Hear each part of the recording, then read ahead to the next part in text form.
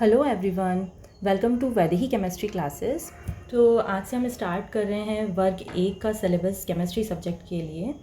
और एमपी में वर्ग एक का एग्ज़ाम जो है वो दिसंबर में आने वाला है, प्रपोज्ड है। और उसके लिए जो हमने सिलेबस रेफ़र किया है यहाँ पर वो है 2023 में जो लास्ट एग्ज़ाम हुआ था वर्ग एक का।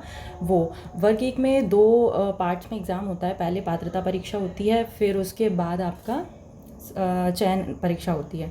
तो यहाँ तक मैंने देखा है कि पात्रता परीक्षा में जनरली जो क्वेश्चंस आते हैं वो एनसीईआरटी बेस्ड आते हैं, और जो चयन परीक्षा है उसमें जो सिलेबस होता है वो मोस्टली ग्रेजुएशन लेवल तक जाता है। तो यहाँ पर हम प्रिपरेशन स्टार्ट कर रहे हैं पात्रता परीक्षा के लिए, सिलेक्शन एग्ज़ाम के लिए, एलिजिबिलिटी एग्ज़ाम के लिए। तो यहाँ पर जो सबसे फर्स्ट यूनिट हमको यहाँ पर दिया गया है वो है some basic concepts of chemistry. तो यहाँ पर ये इसके टॉपिक्स हैं, आप देख लीजिए 13 टॉपिक्स आपको सिलेबस में दिए गए हैं। यहाँ पर हम सबसे फर्स्ट आज जो प्रिपरेशन करने वाले हैं वो है स्कोप ऑफ केमिस्ट्री, हम इसको कवर करेंगे आज। और नेचर ऑफ मैटर जो है, स्टेट्स ऑफ मैटर, इन दोनों टॉपिक्स को हम कवर करेंगे यहाँ से। तो स्टार्ट करते हैं पहले स्कोप ऑफ केमिस्ट्री के साथ। तो देखिए आपके ये जो सिलेबस है आपका एनसीईआरटी का 11th क्लास का सिलेबस है। एनसीईआरटी में आपको 11th क्लास में जो दिया गया है पुरानी एनसीईआरटी में, उसका आपको ये टॉपिक आपको वहाँ से मिलेंगे। ठीक है, तो उसमें मैंने वो इम्पॉर्टेंट पॉइंट्स रखे हैं जो आपको काम में आ सकते हैं, वन लाइनर्स जो रहेंगे वो। जैसे कि आपको ये दिया गया है कि सिस्प्लैटिन और टैक्सोल, ये दोनों जो है ये आपके ड्रग्स हैं, यानी कि मेडिसिन्स हैं, ये आपकी मेडिसिन्स हैं जो कि यूज़ की जाती हैं आपको कैंसर थेरेपी में। ठीक है, कैंसर थेरेपी में इनका यूज़ किया जाता है। और फिर एक जो ड्रग है आपकी एजीटी, ये इसको बोलते हैं एजाइडोथाइमिडीन, और ये आपको यूज़ की जाती है एड्स में। ठीक है, ये जो जनरल है, मतलब आपको वन लाइन में पूछे जा सकते हैं क्वेश्चंस, तो आपको थोड़ा सा ध्यान रखना है। फिर एक आपको बहुत इंपॉर्टेंट पॉइंट जो एनसीईआरटी में दिया गया है वो है ओजोन डिप्लीशन। ओजोन, आपको मालूम है ओजोन होती है O3, है ना, आपके ऑक्सीजन मॉलिक्यूल से मिलके बनता है ओजोन। ओजोन कहाँ पर प्रेजेंट होता है? तो हमारी अर्थ के ऊपर एटमॉस्फेयर में 5 लेयर होती हैं total: troposphere, stratosphere, mesosphere, thermo and exo. अभी लास्ट वर्ग 2 का जो एग्ज़ाम हुआ था उसमें चयन परीक्षा जो हुई थी उसमें ये क्वेश्चन आया था कि ओजोन आपका कौन से लेयर में होता है एटमॉस्फेयर की, तो ये स्ट्रेटोस्फियर में होता है, आपको ध्यान रखना चाहिए। फिर ये ओजोन हमें मालूम है कि धीरे धीरे डिप्लीट होता जा रहा है, ख़त्म होता जा रहा है। तो उसका मेन रीज़न क्या है? उसका मेन रीज़न है CFCs, यानी क्लोरोफ्लोरोकार्बन। से आपके आपने सुना होगा रेफ्रिजरेटर से रिलीज़ होते हैं, है ना। तो ये इसका मेन रीज़न है ओजोन डिप्लीशन का। फिर उसके बाद आपको अदर जो इम्पॉर्टेंट पॉइंट बहुत ध्यान रखना है वो है ग्रीन हाउस गैसेज। ये क्वेश्चन भी बहुत ज़्यादा इंपॉर्टेंट है, बहुत सारे एग्जाम्स में ये पूछा जाता है ESB के। ग्रीन हाउस गैसेज कौन कौन सी होती हैं? तो मीथेन होती है, carbon dioxide, ozone, nitrous oxide, water vapour. अब ग्रीन हाउस गैसेज का काम क्या होता है? तो हीट को ट्रैप कर, जो जैसे सन से, यहाँ सन से जो रेज आ रही हैं उनको ये स्ट्रेटोस्फियर में ओजोन क्या करता है? ट्रैप कर लेता है। और ये ग्रीन हाउस गैसेस क्या करती हैं? इनको ट्रैप कर लेती हैं उस हीट को, और अर्थ को वार्म रखने का काम करती हैं, अर्थ को वार्म रखने का काम करती हैं, जिससे वेजिटेशन फ्लरिश होता है हमारे यहाँ, है ना। तो अगर ये ना हो तभी भी लाइफ पॉसिबल नहीं है, लेकिन अगर ये ज़्यादा हो जाए तो उससे प्लैनेट पे हमारे हीट अप हो सकता है।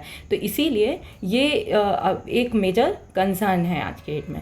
तो ये आपको ध्यान रखना है। इसमें आपको बस ये ध्यान रखना है कि कौन कौन सी ग्रीन हाउस गैसेस हैं, जो मतलब आपको ऑप्शंस में ऐसे पूछा जा सकता है, ऑप्शंस में ये दे देंगे, ये दे देंगे, ये दे देंगे, और कुछ एक अदर ऑप्शन दे देंगे, तो पूछेंगे इनमें से कौन सी ग्रीन हाउस गैस है या कौन सी नहीं है। तो ये आपको बहुत अच्छे से याद रखना है। फिर इसके बाद नेक्स्ट टॉपिक जो हमारा है वो है nature of matter, states of matter. ये स्टार्ट होता है क्लास 9 से। ये बहुत सिंपल टॉपिक्स है, आज हम सिर्फ बेसिक्स कवर कर रहे हैं। ये केमिस्ट्री के बेसिक्स हैं, तो जनरल आपको थोड़ा बहुत पता होना चाहिए।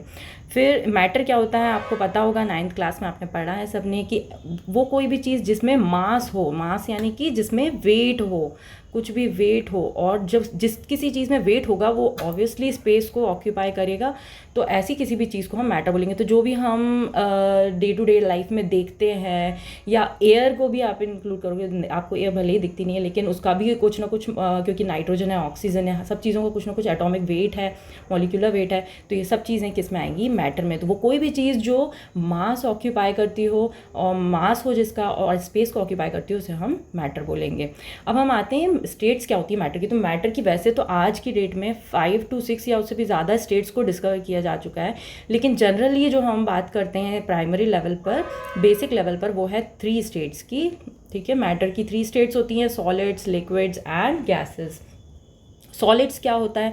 तो सॉलिड्स का मतलब वो होता है जिनमें जो पार्टिकल्स होते हैं यानी कि जो एटम्स होते हैं वो इतने ज़्यादा पास होते हैं कि उनमें कोई स्पेस ही नहीं होती, वो बहुत ज़्यादा टाइटली क्लोज्ड होते हैं। ठीक है, अब जब कोई चीज़ पास होगी, एकदम क्लोज्ड होगी, तो वो आपस में मतलब एक दूसरे से दूर नहीं जा पाएंगे, मूव नहीं कर पाएंगे। तो इसीलिए जब ये मूव ही नहीं कर पाएंगे, अपनी जगह पर ही रहेंगे, तो ऑब्वियसली इनका शेप कैसा होगा? डेफिनेट होगा। और वॉल्यूम भी क्या होगा? डेफिनेट होगा। यानी कि अगर किसी कंटेनर में हमने कोई सॉलिड चीज़ को 2 kg लिया है और अगर हम एक बड़ा कंटेनर ले लेते हैं, उसमें उस चीज़ को रखते हैं, तभी भी वो 2 kg ही रहेगी और उसका शेप भी सेम ही रहेगा। अगर कोई चीज़ रेक्टेंगुलर या क्यूबॉइडल है तो वो क्यूबॉइडल ही रहेगी, चाहे आप कहीं भी रख दो। फिर बात करते हैं लिक्विड्स की। लिक्विड्स में क्या होता है कि पार्टिकल्स क्लोज होते हैं एक दूसरे से, मतलब एक दूसरे से बहुत ज़्यादा टच नहीं होते, लेकिन फिर भी एक दूसरे से इतना क्लोज होते हैं कि अगर वो मूव भी कर रहे होते हैं ना, तो वो थोड़ी थोड़ी डिस्टेंस पर ही मूव करते हैं, टू एंड फ्रो मोशन करते हैं। ठीक है, तो इसलिए इनमें शेप कुछ डेफिनेट नहीं होता। आप पानी को चाहे ग्लास में भरोगे तो वो ग्लास का शेप ले लेगा, टब में भरोगे तो टब का शेप ले लेगा, लेकिन वॉल्यूम दोनों में सेम रहेगा। यानी कि 2 लीटर अगर ग्लास में है तो 2 लीटर आपके टब में भी रहेगा, 2 लीटर आपके बकेट में भी रहेगा, सब जगह सेम रहेगा। ठीक है, बात करते हैं गैस की। तो गैसेस में पार्टिकल्स बहुत दूर दूर होते हैं, इतना दूर होते हैं कि उनके इंटर मॉलिक्यूलर फोर्सेस जो होते हैं उनको हम नेग्लिजिबल कंसीडर करने लग जाते हैं। तो इसीलिए इनमें ईजी और फास्ट मूवमेंट होता है और इसी के कारण इनका शेप फिक्स नहीं होता और ना ही वॉल्यूम फिक्स रहती है। जिस कंटेनर में रख देंगे उसी कंटेनर का वॉल्यूम ये ऑक्यूपाई कर लेंगे, उसी कंटेनर का शेप ये ऑक्यूपाई कर लेंगे। इसके बाद ये जो तीनों स्टेट्स हैं ये इंटर कन्वर्टेबल होती हैं। सॉलिड, लिक्विड और गैस जो स्टेट्स हैं वो इंटर कन्वर्टेबल हैं। कैसे? अगर हम सॉलिड को हीट करते जाएँ, जैसे सपोज हम एग्जाम्पल लेते हैं यहाँ पे आइस का, अगर हम आइस को हीट करते जाएंगे तो वो लिक्विड वाटर में कन्वर्ट हो जाएगा और वाटर को अगर हम हीट करते जाएंगे तो वो गैस यानी कि वेपर में कन्वर्ट हो जाएगा। सिमिलरली अगर हमें किसी गैस को या वेपर को, पानी के वेपर को वापस से लिक्विड में, पानी में बदलना है तो हम क्या कर देंगे? उसे ठंडा कर देंगे, कूल कर देंगे, तो वो कंडेंसेशन की प्रोसेस के थ्रू लिक्विड में कन्वर्ट हो जाएगा। और जब हम लिक्विड को कन्वर्ट करेंगे सॉलिड में, कैसे कर सकते हैं? तो अगर हम इसे और ज़्यादा ठंडा करेंगे यानी फ्रीज़ कर दिया हमने उसको, तो ये वापस सॉलिड में, आइस में कन्वर्ट हो जाएगा। यहाँ पे एक चीज़ आप हमेशा ध्यान रखना, ये 9th क्लास का है लेकिन फिर भी आपको ध्यान रखना चाहिए अगर आपको पता नहीं है तो, कि सॉलिड से अगर हमें डायरेक्ट गैस में कन्वर्ट करना हो तो इस प्रोसेस को हम बोलते हैं सब्लिमेशन। सब्लिमेशन का मतलब होता है सॉलिड का वापस से, मतलब डायरेक्ट विदाउट लिक्विड में जाए, विदाउट लिक्विड स्टेट में आए, सॉलिड डायरेक्ट कन्वर्ट हो जाए गैस में, उसको हम बोलते हैं सब्लिमेशन। ठीक है, और सब्लिमेशन कौन शो करता है? तो एग्जाम्पल है इसका कैम्फर यानी कि कपूर। जो कैम्फर है वो सब्लिमेशन का प्रोसेस शो करता है, आपको पता होना चाहिए एडिशनली। फिर इसके बाद हमारा आता है कि मैटर जो है, इसका क्लासिफिकेशन देखना है हमें। मैटर जो है वो 2 टाइप का होता है। देखो, मैटर को 2 टाइप में क्लासीफाई किए जा सकते हैं। एक वो जो प्योर चीज़ हो यानी नेचर में एज इट इज़ एग्जिस्ट करती है, उसमें कोई मिलावट ना हो, और एक जो मिलावट हो तो उसे हम क्या बोलेंगे? मिक्सचर बोल देंगे, है ना। प्योर सब्सटेंस मतलब कि जो सिर्फ में उसमें एक ही टाइप के पार्टिकल प्रेजेंट है। जैसे कि अगर हम बात करें सोडियम, ठीक है, अब सोडियम का अगर कोई पीस है, कोई सोडियम का टुकड़ा है, ये सपोज सोडियम का टुकड़ा है, तो इसमें सिर्फ सोडियम के एटम्स प्रेजेंट हैं, तो इसलिए हम इसे क्या बोलेंगे? प्योर सब्सटेंस बोलेंगे, है ना। और मिक्सचर जो है उसमें 2 या 2 से ज़्यादा टाइप के जो चीज़ें हैं वो प्रेजेंट होंगी, तो हम उसको मिक्सचर बोल देंगे। ठीक है, प्योर सब्सटेंस अब जिसमें एक ही टाइप का एटम या फिर मॉलिक्यूल प्रेजेंट है, इसको हम 2 पार्ट में क्लासीफाई कर सकते हैं। एक है एलिमेंट और दूसरा है कंपाउंड। एलिमेंट क्या होते हैं? तो एलिमेंट मतलब जैसे गोल्ड हो गया, सिल्वर हो गया, सोडियम, जितने भी आपके पीरियोडिक टेबल में जो एलिमेंट्स हैं वो सारे आपके एलिमेंट में आ गए हो, वो आपके प्योर सब्सटेंस हो गए। कंपाउंड क्या हुए? जो प्योर सब्सटेंस से मिलके बने हैं वो आपके कंपाउंड हैं। ठीक है, जैसे कि वाटर है, ठीक है, जैसे कि सोडियम कार्बोनेट है, ठीक है, ऐसे मल्टीपल कंपाउंड्स आपको पता ही हैं, तो ये हमारे कंपाउंड्स होते हैं। ठीक है, फिर उसके बाद मिक्सचर क्या होते हैं? तो मिक्सचर को क्लासीफाई कर सकते हैं हम 2 पार्ट में, homogeneous mixture and heterogeneous mixture. Simple terms में अगर बोलें, होमोजेनस मिक्सचर वो होते हैं जो पूरी तरीके से घुल जाते हैं एक दूसरे से, मतलब अलग अलग फेज़ आपको देखने को नहीं मिलेंगे। अगर आप जैसे शक्कर को मिला दो पानी में आपने ये पानी लिया और उसमें आपने क्या डाल दिया? शुगर डाल दिया। ठीक है, पानी में शुगर डाल दिया। अब शुगर इस तरीके से घुल जाती है पानी में कि अलग से दिखती नहीं है, तो उसको हम बोलते हैं होमोजेनस मिक्सचर। अगर बात जैसे एयर है, यहाँ पे एग्जांपल दिया है, अब आप अलग से नाइट्रोजन हाइड्रोजन के मॉलिक्यूल्स तो देख नहीं सकते हवा में, सब घुला मिला रहता है, तो उसको हम बोलेंगे होमोजेनस मिक्सचर। हेट्रोजेनस मिक्सचर क्या होता है, जिसमें अलग अलग देख सके। जैसे कि अगर आप मतलब सॉलिड फॉर्म में शुगर को और सॉल्ट को मिला दो, तो आप हैंड पिकिंग के थ्रू यानी हाथ से छांट छांट के बीन कर आप उसमें से शुगर के क्रिस्टल्स को अलग कर सकते हो सॉल्ट में से। तो ये आपकी क्या होते हैं, हेट्रोजेनस मिक्सचर हो गया। जैसे for example oil and water, oil and water अगर आप मिक्स करोगे तो आपको ऑयल का अलग लेयर दिखेगा, वाटर का अलग लेयर दिखेगा, तो ये भी आपका हेट्रोजेनस मिक्सचर हो जाएगा, है ना। अब यहाँ पे बहुत इंपॉर्टेंट पॉइंट है जो आपको एज इट इज़ याद रखने हैं। इसके कुछ पॉइंट्स मैंने बाद में कवर किए हैं, आप अभी के लिए इतना ध्यान रखो यहाँ पर कि जो मिक्सचर होता है इसमें जो कॉन्स्टिट्यूएंट पार्टिकल होते हैं, देखो आपका कंपाउंड भी एक से ज़्यादा एलिमेंट से मिलकर बना है और आपका मिक्सचर भी एक से ज़्यादा कॉन्स्टिट्यूएंट पार्टिकल से मिलकर बना है, लेकिन दोनों में अंतर क्या है, डिफरेंस क्या है। तो कंपाउंड में क्या होता है कि जैसे आप पानी कहीं से भी ले आओ, चाहे यूएस का ले आओ, चाहे इंडिया का ले आओ, ऑस्ट्रेलिया का ले आओ, कहीं का भी ले आओ, या कोई भी व्यक्ति पानी बनाता है अगर हाइड्रोजन से प्लस ऑक्सीजन से, तो वो हमेशा H2O ही बनेगा, यानी कि 2 एटम हाइड्रोजन के होंगे और 1 एटम आपका ऑक्सीजन का होगा। यानी कि इसका जो प्रपोर्शन है हाइड्रोजन का और ऑक्सीजन का वाटर में जो प्रपोर्शन है वो हमेशा कैसा रहेगा, डेफिनेट रहेगा। डेफिनेट का मतलब क्या है, फिक्स्ड रहेगा। 2 हमेशा हाइड्रोजन के एटम होंगे और 1 हमेशा ऑक्सीजन का एटम होगा। लेकिन मिक्सचर में ऐसा कंपलसरी नहीं है। अगर आपने किसी ने शुगर का या सॉल्ट का मिक्सचर बनाया है तो हो सकता है कोई इसको 2 kg शुगर ले और 1 kg सॉल्ट ले, या हो सकता है कोई 3 kg शुगर ले या 5 kg सॉल्ट ले, कुछ भी प्रोपोर्शन हो सकता है, वेरिएबल हो सकता है, ये डेफिनेट नहीं होगा। तो यहाँ पर आपको वेरिएबल प्रोपोर्शन देखने को मिलेगा मिक्सचर के केस में, जबकि आपको कंपाउंड में फिक्स्ड प्रोपोर्शन देखने को मिलेगा। और ये बहुत ज़्यादा इंपॉर्टेंट है क्योंकि ये आई डोंट रिमेंबर बट किसी एग्ज़ाम में ये ESB में पास में पूछा गया है। आई एम नॉट श्योर कि ये टीचिंग एग्जाम में पूछा गया है, बट ये किसी एग्जाम में ESB में पूछा गया है, तो आपको पता होना चाहिए, ठीक है। So in mixture constituent particles are present in any ratio, किसी भी रेशो में प्रेजेंट हो सकते हैं मिक्सचर में, लेकिन कंपाउंड में वो एक फिक्स्ड रेशो में होते हैं, hence their composition is variable. Mixtures are formed by pure substances. तो यहाँ तक हमने कर लिया। नेक्स्ट देखते हैं वही होमोजेनस मिक्सचर, मैंने जो आपको समझाया है कि homogen components are completely mixed with each other, completely mix हो जाते हैं, एक दूसरे में घुल जाते हैं, and no phase separation is seen. Then uniformly distributed हो जाते हैं। तो bulk of the mixture, bulk का मतलब होता है ये होता है आपका सरफेस, और इस पूरे पोर्शन को बोलते हैं बल्क, ठीक है। तो आपका जो बल्क है मिक्सचर का, उसमें कोई भी फेज सेपरेशन आपको देखने को नहीं मिलता, यूनिफॉर्मिटी रहती है, ठीक है, जैसे कि आपको ये एग्जाम्पल दिए गए।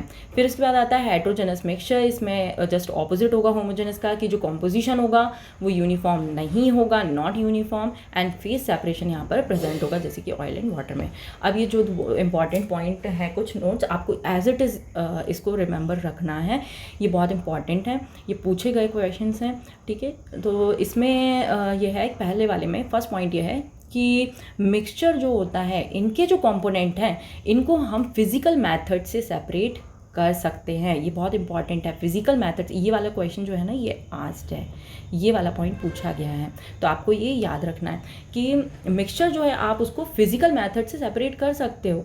जैसे कि अगर मैंने बताया कि शुगर और सॉल्ट को मिला लिया, अब आप आराम से हाथ से शुगर के क्रिस्टल अलग कर दो, सॉल्ट अलग हो जाएगा। अगर आपने ऑयल वाटर लिया है तो आप एक सेपरेटिंग फनल में दोनों को लो, और फिर सेपरेटिंग फनल के थ्रू आप ऑयल अलग कर लो, दोनों का ऑयल ऊपर आ जाएगा तो ऑयल आप अलग कर लो, फिर उसके बाद वाटर आप अलग कर लो, ठीक है। तो इस तरीके से आप फिजिकल मेथड से इनको सेपरेट कर सकते हो मिक्सचर्स को। लेकिन कंपाउंड है, अगर सपोज वाटर ही है आपका, तो वाटर को आप क्या हाथ से अलग कर सकते हो या कोई मेथड से अलग कर सकते हो, तो वो सिर्फ केमिकल प्रोसेस से आप अलग कर सकते हो, केमिकल प्रोसेस के थ्रू आप इसको सेपरेट कर सकते हो।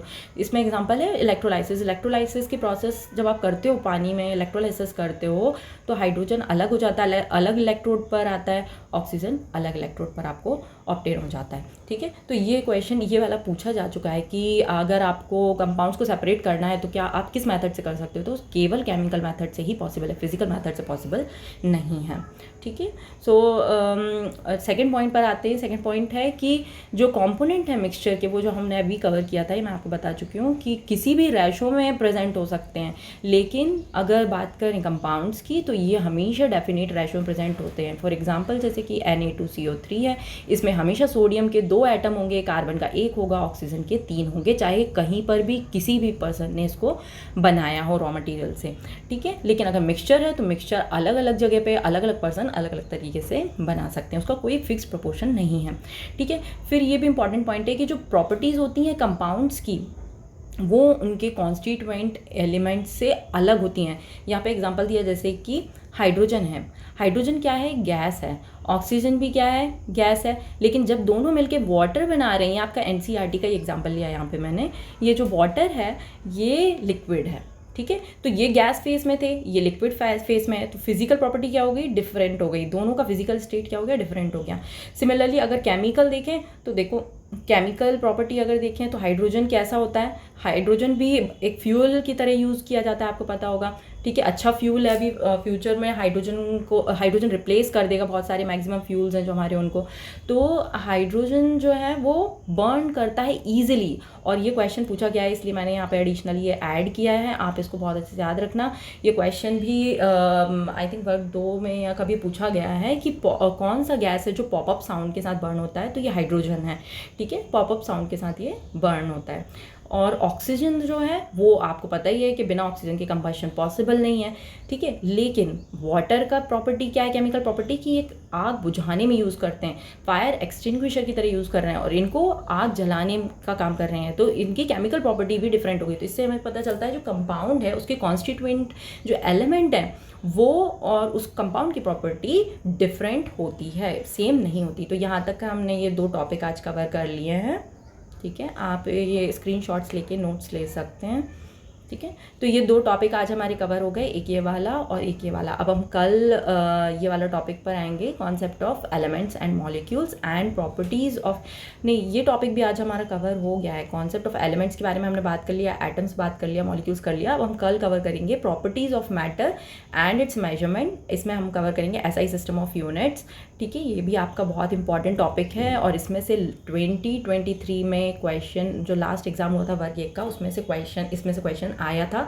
एक क्वेश्चन आया था कि एक्सा जो होता है उसको 10⁻⁻18 कहते हैं, तो ये क्वेश्चन आपका 2023 में आया था। तो ये बहुत इंपॉर्टेंट टॉपिक है, इसको हम अपनी नेक्स्ट लेक्चर में कवर करेंगे। So keep studying and have a very nice day. Thank you, bye bye.